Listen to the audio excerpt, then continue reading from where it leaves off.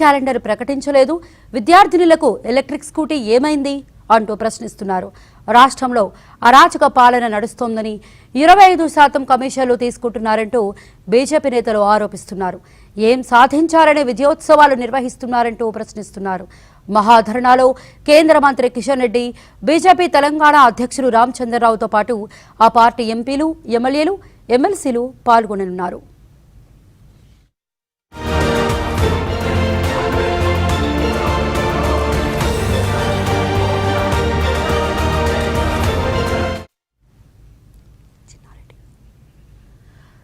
BJP మహాధర్నాకు సంబంధించి మరిన్ని వివరాలు మా సీనియర్ కరెస్పాండెంట్ చిన్నారెడ్డి లైవ్ లో అందిస్తారు. చిన్నారెడ్డి.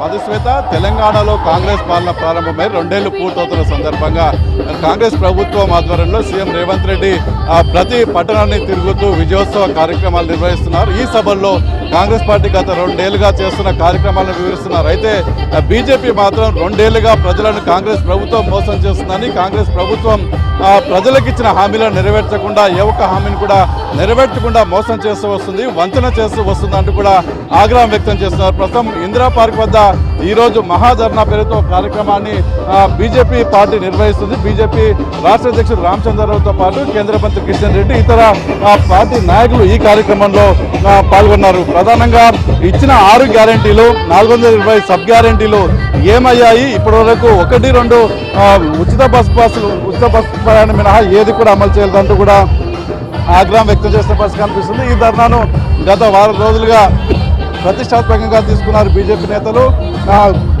ఈ హైదరాబాద్లోని బీజేపీ పరంగా 8 జిల్లాలుగా విభజించారు. ఈ 8 జిల్లాలకు సంబంధించిన కార్యకర్తలు, నాయకులతో పాటు ఈ కార్యక్రమంలో బీజేపీ సీనియర్ నేతలు, ఎంపీలు, ఎమ్మెల్యేలు, ఎమ్మెల్సీలు సైతం హాజరైన పరిస్థితి కనిపిస్తుంది. ఈ నేపథ్యంలోనే కాంగ్రెస్ పార్టీకి ఇప్పటికే 2 ఏళ్ళు అవకాశం ఇచ్చినప్పుడు కూడా ప్రజలకు ఇచ్చిన హామీలు ఏది నెరవేర్చలేదు. ప్రధానంగా బీసీలకు ఇచ్చిన 42% రిజర్వేషన్లకు సంబంధించి హామీ ఏమైందంటూ ప్రశ్నిస్తున్నారు. విద్యార్థులకు ఇస్తున్న 5 లక్షలు, పోయిన జాబ్ క్యాలెండర్ ఎటుపోయిందంటూ కూడా ప్రశ్నిస్తున్న పరిస్థితి. ఆటో డ్రైవర్లకు 12,000 కానీ, లేదంటే రైతు భరోసా కింద 15,000 రూపాయలు, 42% బీసీ రిజర్వేషన్లు ఏమయ్యాయంటూ కూడా ప్రశ్నించిన పరిస్థితి కనిపిస్తుంది. ఇక తెలంగాణలో కాంగ్రెస్ ప్రజావంచన పాలన చేస్తుంది, ప్రజాపాలన కాదంటూ కూడా విమర్శలు చేస్తూ వస్తున్నారు. ఇక ఇందిరా పార్క్ వద్ద చేపట్టిన కార్యక్రమంలో సుమారు 5 నుంచి 6 వేల వరకు ప్రజలు హాజరవుతారని, వారందరికీ కాంగ్రెస్ ప్రభుత్వం చేసిన మోసాలను వివరిస్తామంటూ కూడా చెప్తున్న పరిస్థితి కనిపిస్తుంది. అయితే రాష్ట్రంలో కాంగ్రెస్ పాలన వచ్చి 2 ఏళ్లు పూర్తవుతున్నప్పటికీ కూడా ప్రజలకు ఇచ్చిన హామీలపైన ప్రశ్నించేవారు లేకుండా పోయారని, బీఆర్ఎస్ పార్టీ, కాంగ్రెస్ పార్టీ 2 ఒకటే పాలన సాగిస్తున్నాయంటూ కూడా విమర్శలు చేస్తున్నారు. ఇక హిందూ పాలసీ పైన ప్రధానంగా బీజేపీ ఆరోపణలు చేస్తుంది.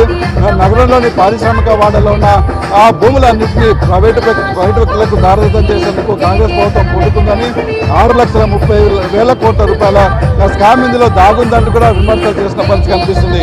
ఇక మరోవైపు జీహెచ్ఎంసీలో స్థానికంగా ఉన్న 27 మున్సిపాలిటీలు, కార్పొరేషన్ల విలీనం పైన సైతం బీజేపీ పొరపాటు పట్టింది. రాబోయే రోజుల్లో క్షేత్రస్థాయిలో పర్యటనలు చేసి ప్రజలను ఏకం చేసి పోరాటాలు చేస్తామని చెప్తున్న బీజేపీ ప్రస్తుతానికి ఇందిరా పార్క్ వద్ద మహాధర్నా నిర్వహించి ప్రజా వంచన పాలన కాంగ్రెస్ పార్టీ చేస్తుందంటూ ప్రజలకు విస్తృతంగా తీసుకెళ్లేందుకు బీజేపీ నాయకత్వం మొదటి అడుగుగా వేస్తుందని చెప్తున్నారు. ఇక రాబోయే రోజులు దీనిపైన క్షేత్రస్థాయిలో జీహెచ్ఎంసీ పరిధిలో విలీనాల పైన కానీ, లేదంటే హిల్టు పాలసీలో స్కామ్ పైన కూడా ప్రజల్లోకి మరింత విస్తృతంగా వెళ్తాం. ప్రజలకు కాంగ్రెస్ పార్టీ చేస్తున్న స్కామ్లతో పాటు పార్టీ ప్రజలకు చేస్తున్న మోసాలను, మరోవైపు ప్రభుత్వ భూములను యథేచ్ఛగా అమ్ముతూ సొమ్ము చేసుకుంటున్న కాంగ్రెస్ పార్టీ సంక్షేమ పథకాలు అమలు చేయడంలో పూర్తిస్థాయిలో విఫలమైందన్న ఆరోపణలు చేస్తున్న నేపథ్యంలో వీటన్నిటిని విస్తృతంగా ప్రజల్లోకి తీసుకెళ్లే దిశగా తాము మరిన్ని కార్యక్రమాలు కూడా చేపడతామంటూ బీజేపీ నేతలు చెప్పిన పరిస్థితి కనిపిస్తుంది. దీనికోసం గత వారం 10 రోజులుగా దీనిపైన పూర్తి స్థాయిలో కసరత్తులు చేసిన బీజేపీ నేతలు ఈరోజు సాయంత్రం 4 గంటల వరకు కూడా ఈ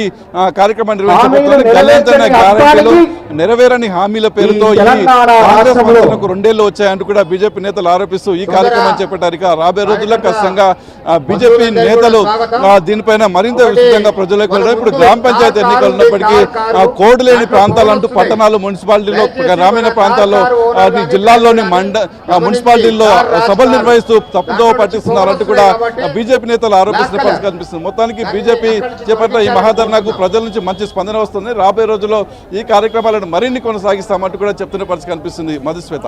థాంక్యూ.